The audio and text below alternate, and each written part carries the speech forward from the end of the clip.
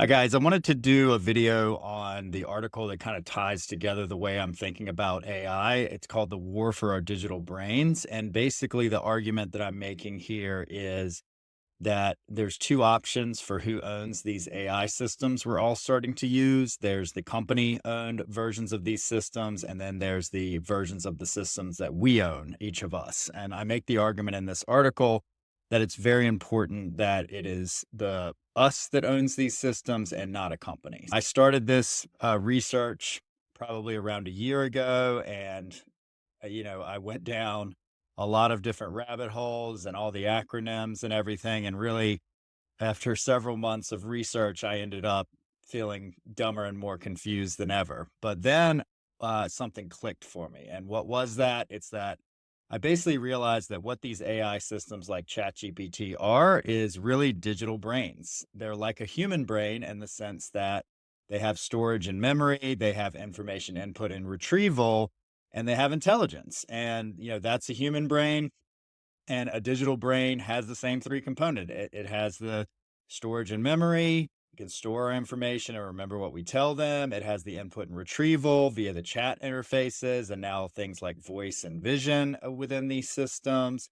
And it has the artificial intelligence, the AI algorithms that companies like OpenAI and other people are developing. So, really, once I started thinking about these systems like ChatGPT as a digital brain, everything else tied together for me. It became really interested, really easy for me to understand what's happening here because we've really had digital storage and retrieval for a long time. That's the computer, but you needed a human to kind of be in the loop to add the intelligence in. But now what's changed is, in addition to the storage and retrieval, we also have intelligence that can be added into that. And we can talk to these digital brains, these AI systems like ChatGPT.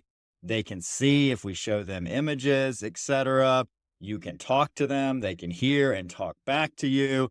And really, at this point, if you're not convinced that these are digital brains, then go to the article and watch this video because we're basically putting these AI systems into the heads of robots. So if that's not a digital brain, then I don't know what is. So really now you want to ask yourself, okay, what would you do with an extra brain, but really a brain that is way more powerful in many ways than your physical brain. It's smart and constantly getting smarter.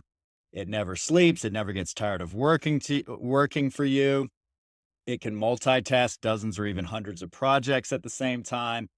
Or really what this comes down to is what are the things that you could do that would benefit from more intelligence? And the answer is pretty much everything.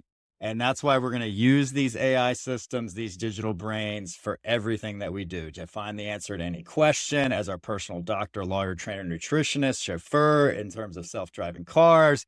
Once the robots come, live in, cook, and made, we're going to use them in companies. We're going to use them in governments, and we're going to use them to do all the things that we don't want to do.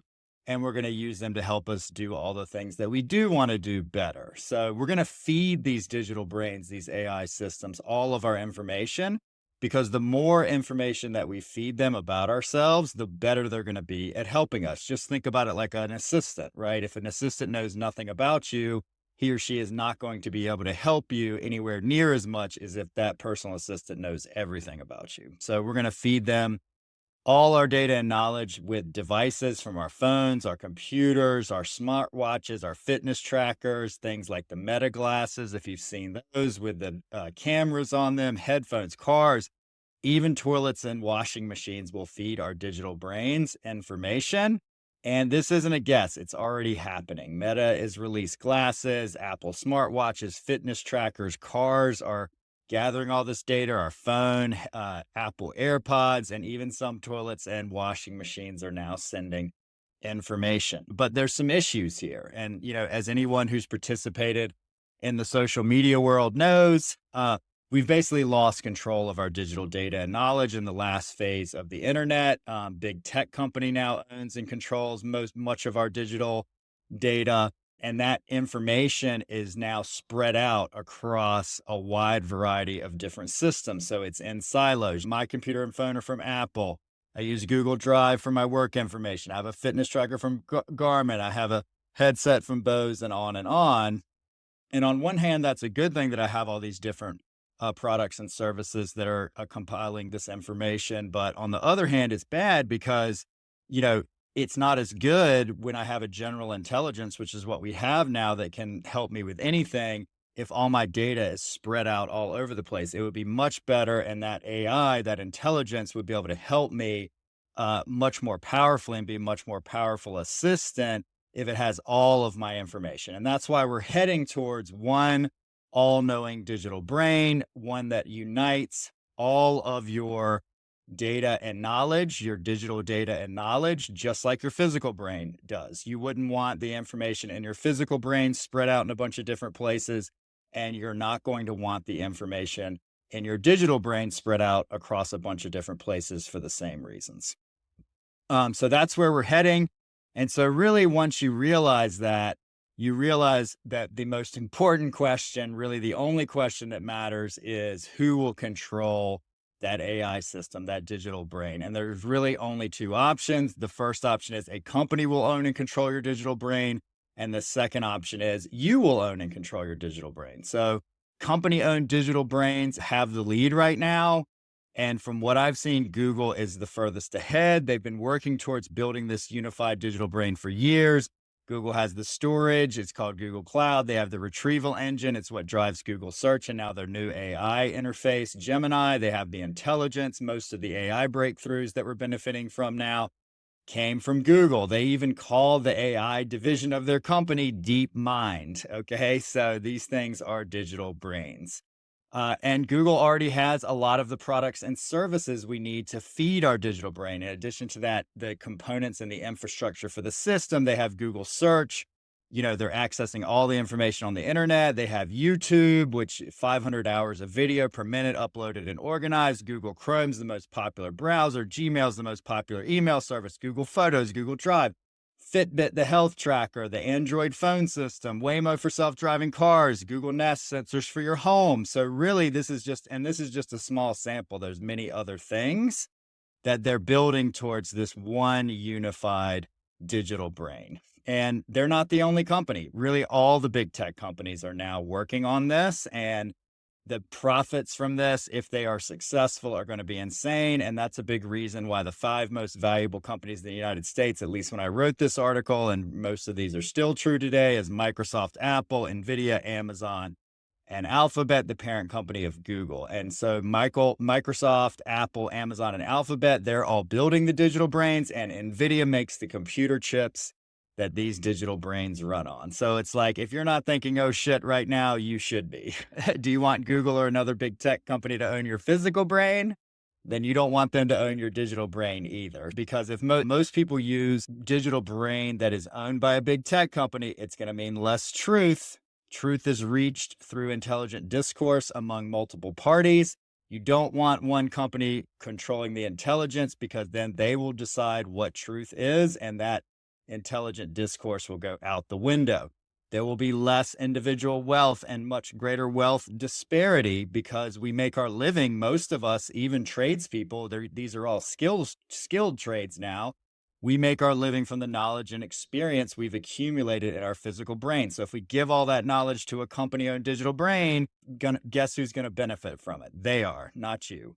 And so this is why big tech companies are already worth trillions, because we live in a knowledge economy and they currently control the digital knowledge. So it also will mean less individual freedom. Whoever controls your physical brain controls you. And the same is going to be true with your digital brain. And we're spending more and more of our lives in the digital world, and even more and more of our physical world lives are influenced by what's happening in the digital world. So it'll also mean less individual power. Data is the new gold. And if we keep giving our gold to big tech companies, they will continue to have the power and not us. And then finally, it'll mean less individual privacy. When you use a big tech provided digital brain, they control the sharing of our personal data, not us. And that's what we've seen with these social media companies. This will be like that on steroids. So currently it's OpenAI's ChatGPT, it's Google's Gemini, and Microsoft Copilot are the most popular digital brains. They're all company owned, and hopefully now you understand why this is a problem. uh, we don't want that. So wouldn't it be better if we each own and control our digital brain just like we do our physical brain? And I argue the answer to that is a resounding yes. In fact, I think it's the most important question of our time is whether or not we are going to own these digital brains or whether they're going to be owned by a company. So the good news is the technology needed to create, control, and benefit from our own digital brain exists today, and it exists for a relatively low cost. There's the storage for tools like Superbase. They can be used as digital brain storage for retrieval, tools like LangChain, intelligence. The Hugging Face community has tens of thousands, if not hundreds of thousands of AI models that are open source and can be owned and controlled by an individual for free. And that means we don't need a big tech company to own and control our digital brain. We can do it ourselves. We can use this technology to build a digital brain system, an AI system that is not only as good as corporate owned digital brains like ChatGPT, but really way better. And what I'm going to talk about next is how that can be the case. So obviously, the big tech digital brains have a big head start, but and a lot of advantages, but they don't have control yet of the most powerful weapon in this war for our digital brains. That weapon still belongs to us. What is it? It's our personal data, knowledge, and information. Our physical brains are nothing without that information. Same is true for the digital brains. To give you this personalized advice about health and finance and everything we're going to use these for, these digital brains need access to much more of our personal information in a unified place than they have currently. So really, to win the war for our digital brains, we just have to stop giving our data, knowledge, and information to big tech and start keeping it for ourselves. And if we do that, we'll be able to build a digital brain that's not only as good as the ones offered by big tech companies, but way better. So really, I think the Achilles heel of these companies is already exposed and it's already being talked about a lot. And that is they're running out of data.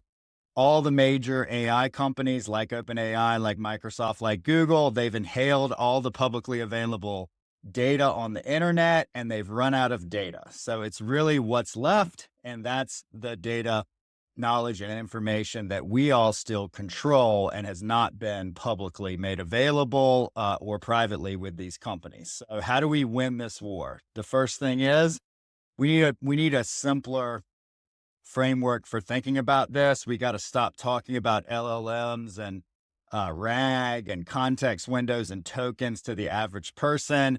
These things are digital brains. Let's just call them that. Everybody gets what a physical brain is, and they get the analogy that these are digital brains. And we need to provide a simple alternative to big tech digital brains. And that simple alternative needs to allow us to maintain the ownership and control.